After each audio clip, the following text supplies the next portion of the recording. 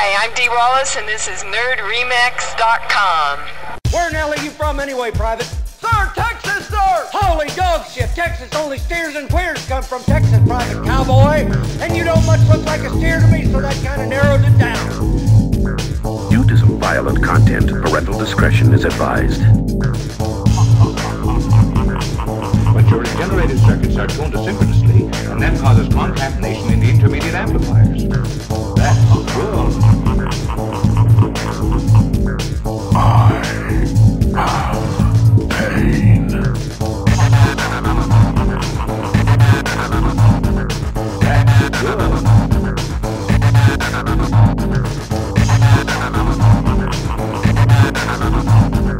You know you're a fucking mumbling, stuttering little fuck, you know that? That's good.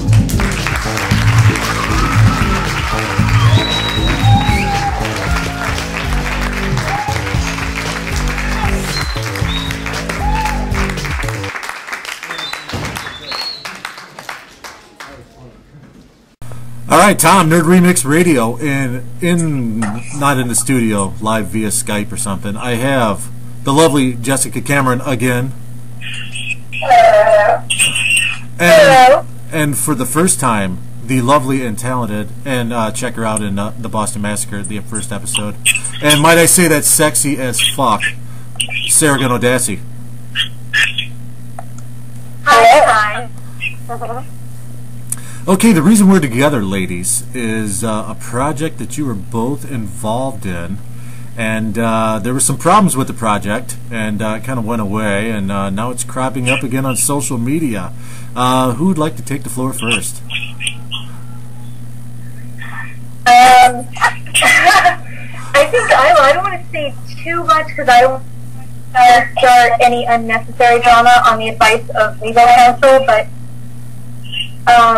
basically, Jess and I both got an email from somebody that I won't mention who it is, that basically was just brought it to our attention that the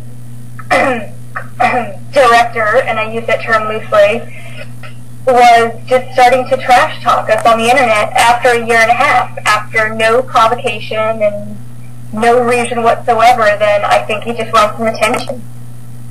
I think that too. I think that it's one of those things where when you screw up a like this is a project where there was somewhere around $70,000 that we never saw. When we got to the set, it was bankrupt, like there was no money. But people eventually want to know, where is their money? Why are they not seeing a movie? Why is there nothing to show? And why don't they have their money back? So everybody wants to know where their money is, like the establishments that they rented, the hotels where we were staying. Which are still not paid for, by the way. Right, which are still not paid. And so that's why I can't understand why everybody, not everybody, but a lot of people in Minnesota were taking his side and liking his comments and joining in on the bashing of Jessica and me, because they don't know that the bills aren't paid. They don't know that we were flown there literally under false pretenses. They knew that there wasn't any money. They never had any intention of paying us, and they knew it. I first heard about it. Sorry, go ahead, Tom. Oh, I'm sorry. I first heard about it when the first time actually Jessica was on a podcast, and off the record she told me the story, and I think it took about 90 minutes. Yeah. I originally heard about the project in question, and I think I'll just refer to it as the project. And there was a lot of actresses attached to it initially when they were doing, trying to raise funds and doing a sizzle reel or whatever. Like Deneen Melody was attached to it at one point, Kitsy Duncan was at one point, and then all these actresses started dropping off and other ones got added, and the whole thing seemed kind of fishy from the get-go. It did, and there's one of the other valuable lessons learned that we all do is, again, the importance of checking resources, checking backgrounds.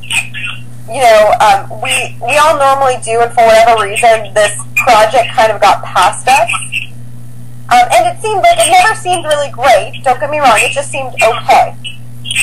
Like all of their lives, usually in the independent film world, for me, when people lie to me, it's like ostentatious lies. You know, like, we'll have $5 million. I'm like, great, prove it. Right. So in these days, that's exactly how I felt. Like, I mostly do my research, and I thought, oh, well, they were going to work with another actress that is a really good friend of mine that I worked with on a couple of projects, and I should have called her and said, how were they? But she didn't even know I was involved with this project until after I was coming home and telling everybody what happened. She emailed me and she was like, oh my God, I wish I would have known that they asked me to be in this movie. The reason I backed out is because I knew they didn't have any money. I was on a project and I couldn't call you. I just found this out now. I can't believe this happened to you. So that's kind of other proof that they're lying through their teeth. And I know that they, Bobby was saying I was fired because of I violated the moral clause. I've got my contract. Number one, there is no moral clause. There's no moral clause if I want. Right. And number two, if I were fired, then why was there a promissory note signed by Mark saying that I would be paid within 30 days? Same here. I have that. And here's like the thing that sucks so badly for us is the person making these claims is a felon. He's a convicted felon who is unemployed. He hasn't had a full-time job in years. On welfare. At the time when we were making this movie, we looked into going after him for our unpaid checks. But the director he was at the time a 1099 employee who worked some hours as a PA at a small town studio in the middle of nowhere while living in his dad's basement. And the producer people in Minnesota, like, he had claimed bankruptcy twice and was unemployed, and his wife was paying for him and his 4 kids.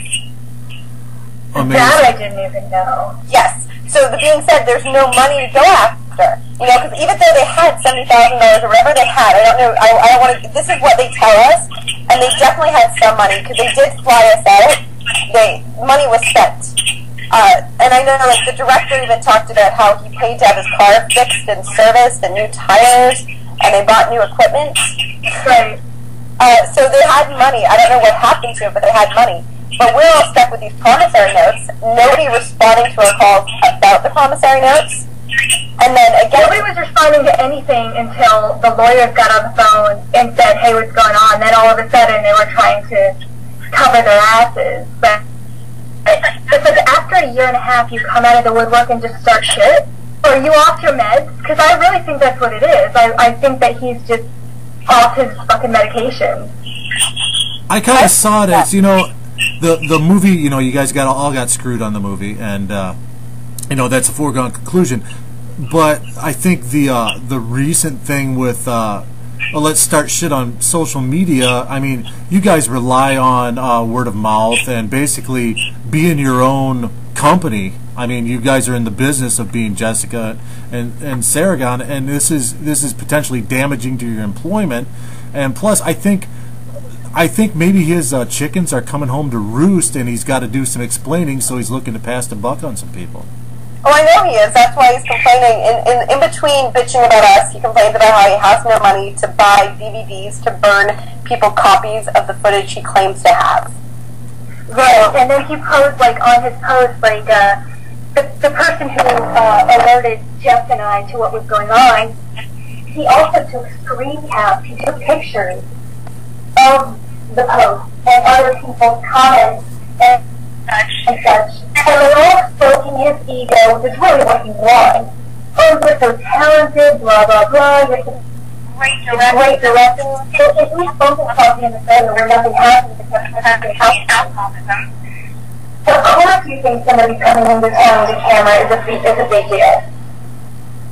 I mean, that's the most exciting thing that's ever happened to those people in their entire lives.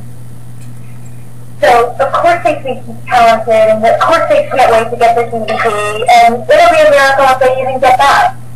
There is no DVD. Like, that's the thing. We were there. They literally, for this movie, shot bits and pieces of 30 pages, 160-page script. Yeah, I think. And people running around eating dust and fake blood, like, this was like, oh my god, I'm in a movie! It's so exciting, I'm in a movie! It's like, you have no idea that each other indiscriminately. Yeah, it's absurd. And the fact that, and I actually reached out to a couple people, and you're going to see at least one of them, she just wrote a really long, because I said the same thing, I'm like, you shouldn't be kissing a guy's ass because you hope to get footage that doesn't exist. You know, what you're doing is bullying. I'm on a bunch of anti-bullying charities, and it's wrong. The laws are going to get changed as of January to prevent this type of activity, this type of behavior. And currently, like, we're working with special forces and the FBI, because that's who looks into it, first of all. So anybody out there who's in a similar situation, contact your local police department. They're going to probably not do much, and then you go to the FBI, and you go further and higher. So that's sort of like the process that we're doing right now, because it's such a time-consuming process to get these people held accountable for their actions. But in my case, I'm going to do it because it's really, you hit the nail on the head, Tom. You know, this is our living, this is our livelihood, this is who we are. And the fact that somebody thinks that they can come in here and just try to take it away from you is BS. You know, and like, luckily for me, I'm glad that it's not somebody who's a bit smarter, because I feel like the people who have seen it come to me going, the lies are so extreme that they're obviously lies. Even if they've not, people who haven't worked with me are contacting me and being like, clearly he's a nut job, because that's just so outside of the realm of anybody. You know, and I think the other thing is, like, you look at the facts. You know, Seregon and I are actresses who have worked a lot before this project, a lot in the meantime, in the middle of it, had a lot of work upcoming, and then you look at this guy who's literally been a part in very small ways of 3 films in the last 10 years. And exactly. He was like a second unit DP on 3 days of extra footage on a $2,000 film. You know, we're not talking anything big. So I think we're really lucky in the fact that people have common sense, and that they can sort of read between the lines to see, wait a second, here's somebody who's, you know, just jealous and psychotic. And like, for me, the bigger concern is you've got this felon going out there saying these horrible things, talking to other felons. On one of the threads, it goes off into him comparing his crimes with, like, the other people on his thread about what they've done. And we're talking, the one guy is on his page talking about how he stabbed a guy in the head. Which one, Bobby or the No, friends. One of his, this is where I think there needs to be stricter laws to mandate social media communication for felons, because the fact that they can be having an open communication about their crimes. The one guy says, in one of the correspondence, he talks, the guy who's one of his friends, is like, he got in trouble for attempted murder for stabbing a guy. And then it goes on and on and on about all of their felonies. But that just tells you what kind of people they are, what kind of character they have. Like, you're bragging about stabbing somebody, and you wonder why your life is meaningless and you have no money. How about you grow up? You know what I mean? Why don't you get some help for your problems? But no, you like being intentional. You like people coddling you, and that's really what it's about. I think he wanted these people who don't know any better. They're people who were extras in the film to stroke his ego, kiss his ass, and say, "We believe in you. You're a great filmmaker." They don't know the definition of filmmaker, let alone a great one. But you know, they do. Come to New York and see what it's like to make a film. Go to LA and see what it's like to really make a film. They'll chew you up and spit you out again. Are you kidding me? Exactly. And I think too, like I said, I think that they're looking for. I would assume that the people who, you know, usually independent films vary depending upon their timelines, but typically, if you're investing money in an independent film, you should see at least a rough cut at around the year mark. Ideally sooner. A year is reasonable for a rough cut. So a year and a half goes by, and you don't see anything. People start to ask questions. And the other thing that, like, everybody's coming at me is, if you know anything in film, just so everybody's aware and on the same page, one actress cannot physically possibly, or 2 actresses cannot physically possibly ruin a film. It's not possible. Worst case scenario, they fire the actress, they rehire somebody else, and you go on with your day. Hang on, I gotta interject there. Have you ever seen Glitter with Mariah Carey? Well, I have, yeah. I'm sorry to say, but I have. I have not. I knew better. One actress can ruin the film. But here's the thing, though. But here's the thing. The director saw her acting. Nobody fired her. Again, they could have recast her. If a director doesn't like an actor's performance, they have the opportunity to fix it. I think in the the case big. of Mariah Carey, it's a bit trickier because obviously she's a name. You've paid her millions of dollars. In the case of independent film, trust me, I've been on sets where actors have been a problem. Independent film, guess what? There's 30,000 extras in every small town in America who will happily come in, take your place. And quite frankly, the lines weren't anything special. Anybody could have done them.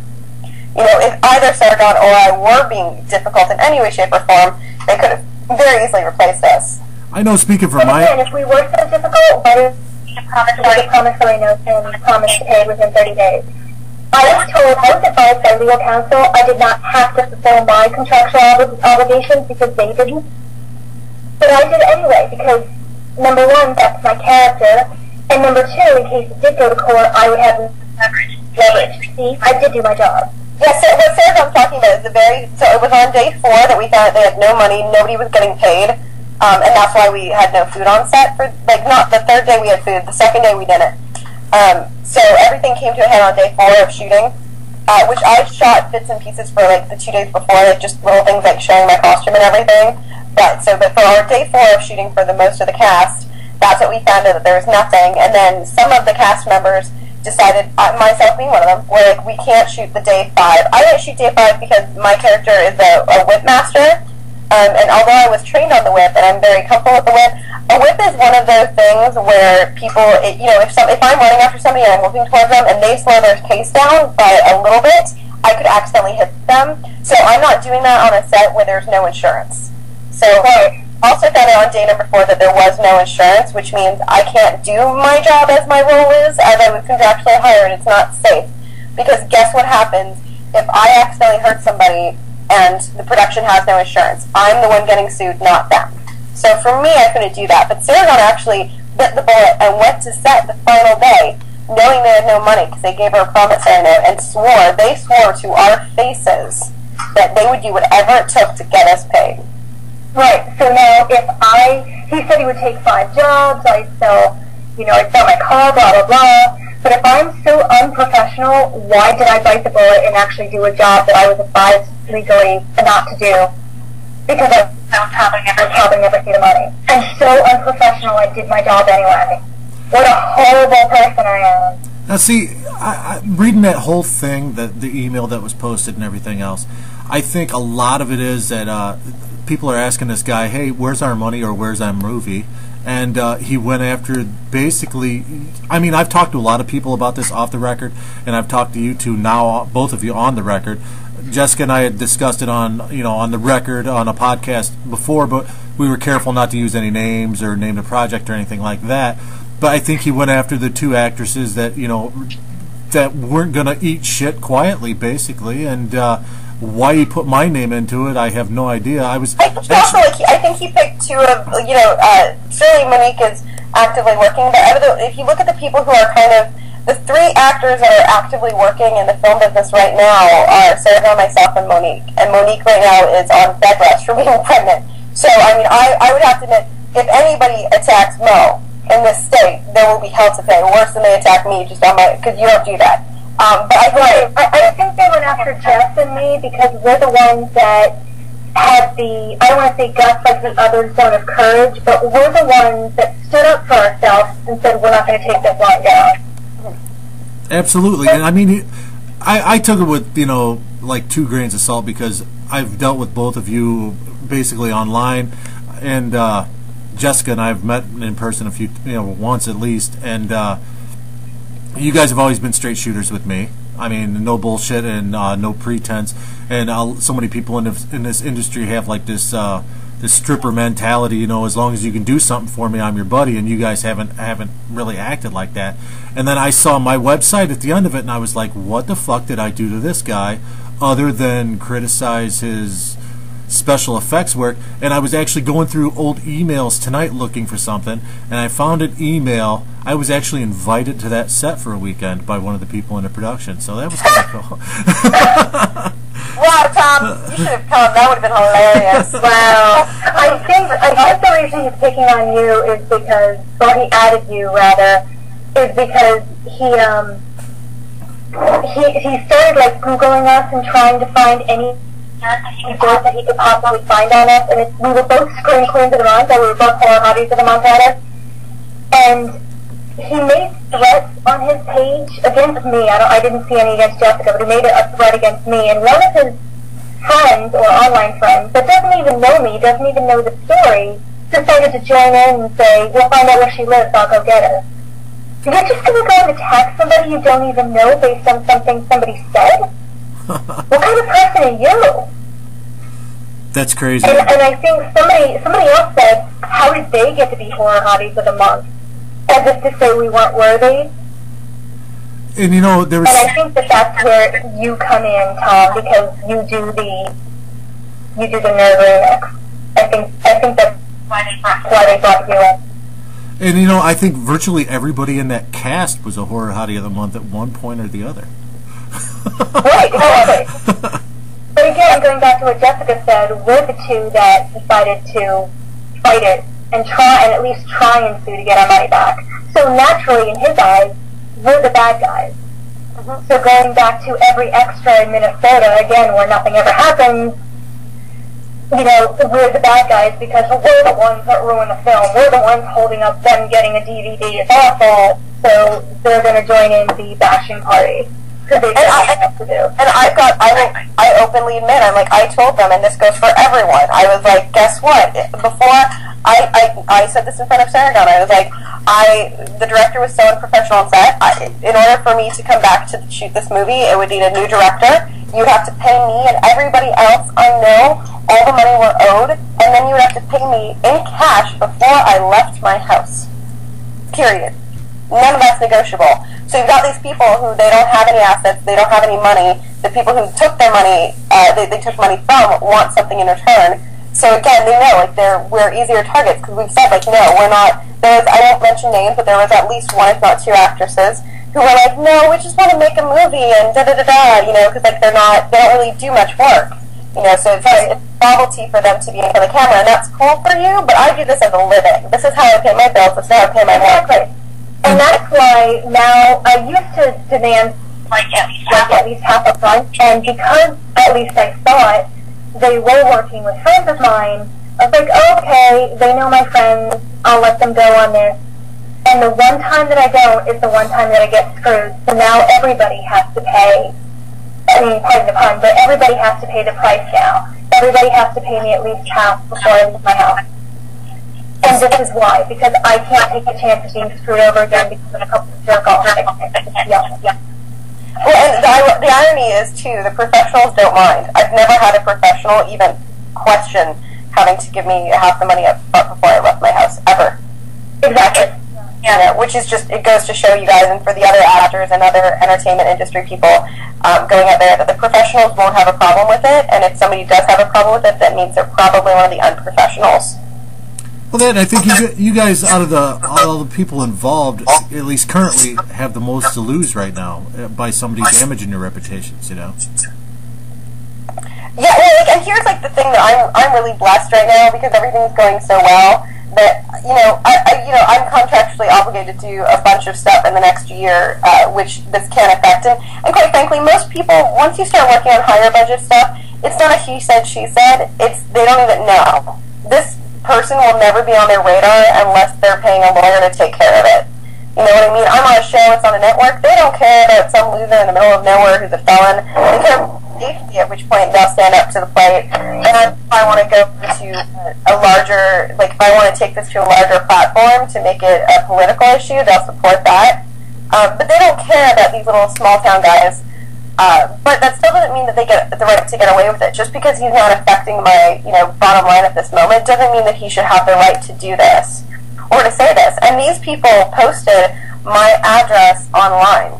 It's not my current address because they're not very bright. Well, he's not very bright because he's telling people my name is Shannon Schwartz, and he's like, I don't know why she's lying about that. That is her name. I booked the ticket, and I'm like, no, it is not my name. I could show you guys my passport, and you will very clearly see that that is not my name. You're such a loser. You can't even get... If you're trying to trash somebody, at least get it act right. Act right. All I kept thinking when I saw that was, you know, Mel Brooks in Spaceballs saying, "May the Schwartz be with you." You should totally say that.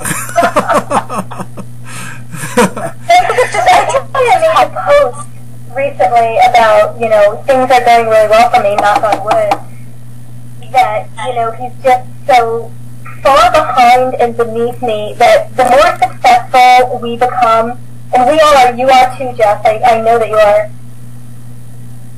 he's just going to be more and more significant. It's kind of like watching somebody drive away. The further you get, the smaller they become. That's what's going to happen. And that is what's happening.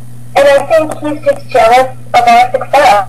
It's like, why aren't I going anywhere? Why are they? I have to trash them. And well, it's ironic that if you look at people say about famous people, they don't bear an eyelash about it. No, and if you look at, like, the reality of the matter is all the people that are talking smack are people that literally haven't done anything in a year and a half. And what they did before that wasn't anything impressive or that anyone would know about. You know, and the reality of the matter is, too, is if you're busy working, you don't have time to do all this stuff. Exactly. You don't have time to talk smack when you're busy working. There's just not enough hours. I don't have enough hours in the day to get through I have 5 email addresses. Okay, and then Facebook. I don't have time in the day to get through all of those, let alone talk crap about somebody. Now, don't get me wrong, I'm not going to sit back and take it when you start attacking me, but I'm also not going to lie or say anything about anyone that's not entirely correct, because I don't have time for it. Well, it shows people, when you try and trash other people, it shows people that you're weak and you have low self-esteem and you need to do that to make yourself feel better. It shows people how weak you really are. And I wouldn't have even known that anybody was saying anything because I don't Google myself. I'm not quite that vain. And I also don't have the time.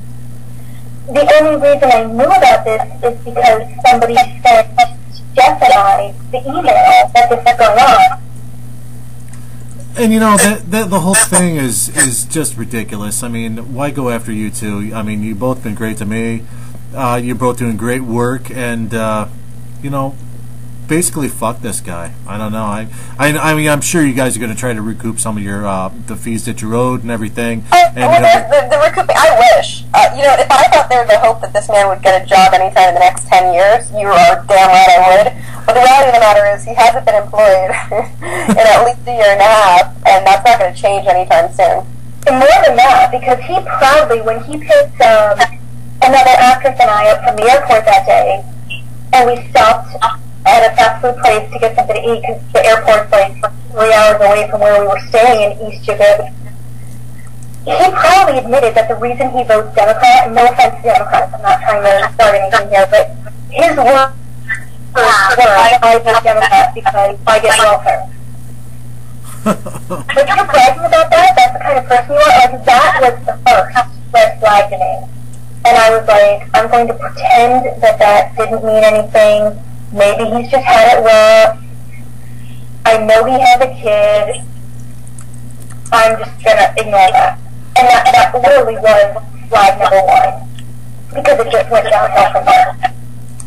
You know, we all had those warning signs, and I had people telling me, I even had, at the time I was in a relationship, and the man I was in a relationship with was insisting on buying me a flight to fly me back to LA.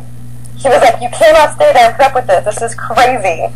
I know, right? I should have taken it in hindsight. But again, you've got to, we fulfilled our obligations. You stay and you fight the bullet, even though it's not going as well as you planned, even though, you know, it's much messier and not going well, and you don't think it'll ever end up doing anything, but you do what you have to do. You know, I wish I had called my friend whose place I was taking, basically. I wish I would have called her and said, can you tell me anything about these people? And I don't know why. I just felt friends of friends and give a benefit of the doubt, but from now on, even if they are friends, I'm going to check in, because no disrespect to either party, but you have to now because of things like that. Well, and the other thing that we found out later and why I'm such an advocate, and we talked about this a little bit before, Tom, about having an open line of communication. I've not said anything during this call that's unprofessional. Everything I said has been facts, and I always sit by the facts. I won't call names. I won't use slander. I will tell you the facts. But whenever on the fourth day, when we found out there was no money and everything started to crumble for them, several actors called out to us to say, we heard that it's falling apart. You should know it's not the first time this happened. You know, a year and a half, 2 years before, he did the same thing to us. And what we found out was that this director in particular apparently had done a very similar thing where he flew after that's in the middle of nowhere, didn't know what he was doing, didn't have a shot list or anything, no movie was ever shot, and then promised to at least get a trailer, and 2 years later they saw nothing. And it was the same thing. And I was like, you know what, when I Googled this man, none of that came up. You know, when I did my research, this didn't pop up because so many actors are afraid of being blacklisted, or they're afraid that they won't get work when they say the truth. I'm not saying, if you don't like somebody on set, I'm not saying that you say this person's a horrible person. Absolutely not. But I'm saying when somebody doesn't pay you, when somebody doesn't make the basic minimums of a contract obligation, like if you have a contract with somebody, they don't follow through on that, you have the right to stand up and say, this is my experience with this person. Based on that, you can choose to work with them or not, but I won't be.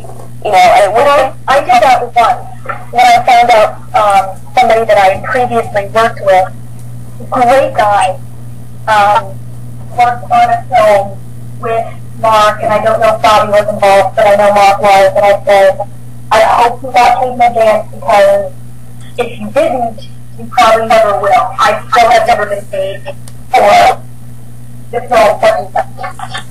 And it's not slander or libel if it's true.